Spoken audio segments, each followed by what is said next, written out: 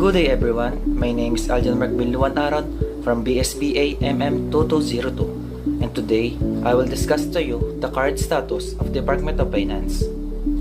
The Department of Finance is the government's steward of sound fiscal policy.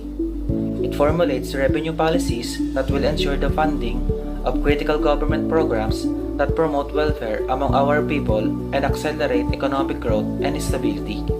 The department envisions that the effective and efficient pursuit of the critical tasks under its wing revenue generators, resource mobilization, debt management, and financial market development shall provide a solid foundation for a Philippine economy that is one of the most active and dynamic in the world. The Department of Finance was founded on April 24, 1897 by the Philippine Revolutionary Government. The DOF has undergone various structural and functional overhauls, but has nothing less remained a key department. At the present, the critical tasks of the revenue generator, resource mobilization, and fiscal management rest on the shoulders of the Department of Finance. The current Secretary of the Department of Finance is Carlos Dominguez III. Carlos, or Sonny Dominguez, has over 40 years of experience managing various organizations in the public and private sectors. He was a shareholder and board chairman or member of over a dozen corporations across various industries such as power, agriculture, mining, banking, hospitality, real estate, and investment. The government must provide the citizenry with infrastructure, education, health, and other basic services, and the DOF must be ready with the funds for them. Likewise, the DOF must steer fiscal programs toward an investment. The following agencies are attached to the DOF: Bureau of Customs, Bureau of Internal Revenue, Bureau of the Treasury, Philippine Deposit Insurance Corporation, Central Board of Assessment Appeals, Cooperative Development Authority, Insurance Commission, National Tax Research Center, Privatization and Management Office, Philippine Export-Import Credit Agency, Security and Exchange Commission, and Fiscal Incentive Review Board. Now, let's proceed to the latest updates in the site of the Department of Finance. Dominguez calls for bolder collective actions versus climate crisis. Finance Secretary Carlos Dominguez III has called for bolder collective actions in realizing the Philippines' global commitment to reduce its carbon print, starting with the ambitious goal of banning single-use plastics, as it is among the countries most vulnerable to the adverse impact of the climate crisis.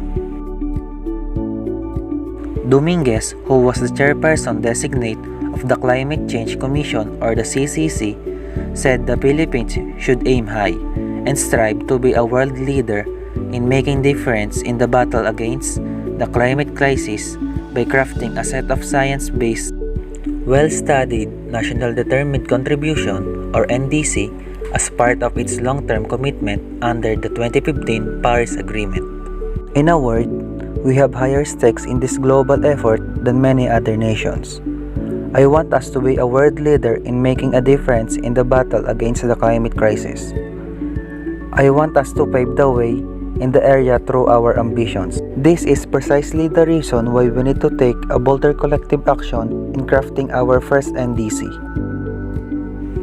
The NDC embodied the efforts by signatories to the Paris Agreement to reduce national emissions and adapt to the impact of the climate change. Now, let's proceed to the DOF secures $17 billion external financing in 2020 for budgetary support. The Department of Finance has contracted a total of $17.6 billion in affordable financing from external sources in 2020 for key infrastructure projects and other priority programs and for helping bridge the wider fiscal deficit incurred last year because of the huge state spending on COVID-19 responses measures.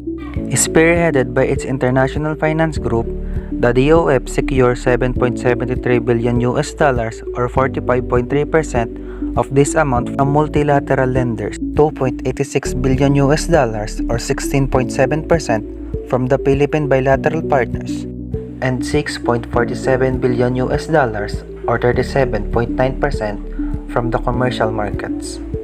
The continued provision last year of the program loans from the Philippines bilateral and multilateral partners is a testament to the timely delivery of our key sectoral reforms, said by the Finance Undersecretary Mark Dennis Joben in his report to the Finance Secretary Carlos Dominguez III.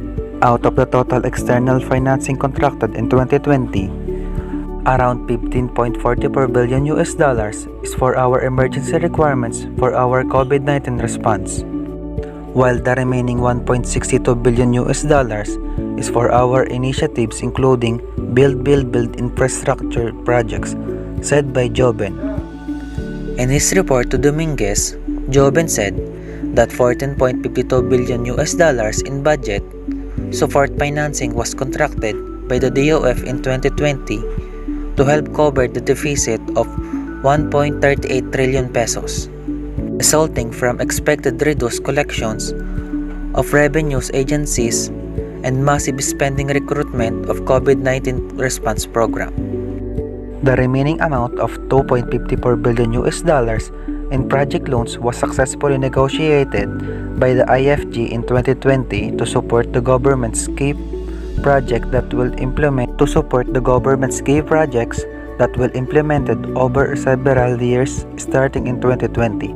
Of the 14.52 billion US dollars, a total of 8.05 billion US dollars was in the form of official development assistance, financing, and another 6.47 billion US dollars was from the fundraise in the overseas bond makers, said by Joben.